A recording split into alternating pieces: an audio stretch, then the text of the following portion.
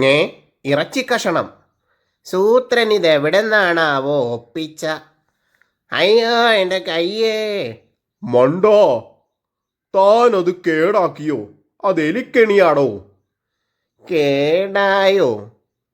കേടാവാതെ പിന്നെ? എലിക്കെണിയിൽ കടുവ കേറിയാൽ കേടാവാതിരിക്കുമോ? താൻ തന്നെ വേറെ എലിക്കണി വാങ്ങിക്കൊണ്ടുവരണം. എവിടെന്ന്?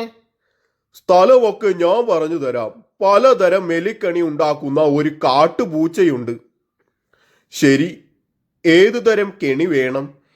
ഏത് തരമായാലും കുഴപ്പമില്ല. ഇതായാലോ? തീറ്റ തൊട്ടാൽ ടപ്പ് എന്ന് എലിയുടെ കൈ കുടുങ്ങും. വേണ്ട വേണ്ട, ഭയങ്കര വേദനയാ, എൻ്റെ കൈ കുടുങ്ങിയതാ. എന്നാ പിന്നെ ഇതാവാം. തീറ്റ തൊട്ടാൽ മുള്ളു തറച്ച് എലി ക്ലോസ് ആവും. അതും വേണ്ട, പാവം എലികളല്ലേ. ഇതായാലോ? തീറ്റ തൊട്ടാൽ കല്ല് മുഖത്ത് വന്നിടിക്കും. വേണ്ട, അതും ഭയങ്കര വേദനയാവും. ഇതിൽ തീറ്റ തൊട്ടാൽ എലിയുടെ മേൽ ചൊറിയൻ പൊടി വിതറും. ഇതിൽ തൊട്ടാൽ ഇലകൾ വന്ന് എലിയെ ഇക്കിളിയാക്കും. വേണ്ട, ചിരിച്ച് ചിരിച്ച് എലിക്ക് ശ്വാസം മുട്ടിയാലോ? ഇതൊന്നും വേണ്ടെങ്കിൽ പിന്നെ വേറൊരു സാധനമുണ്ട്. സൂത്ര, എലിക്കണി കിട്ടി.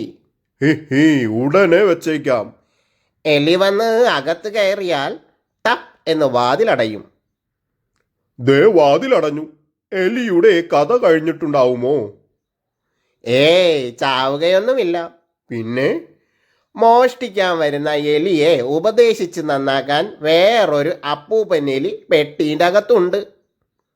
കട്ട് തിന്നുന്നത് കഷ്ടമല്ലേ കുട്ടി? എൻ്റെ അമ്മേ.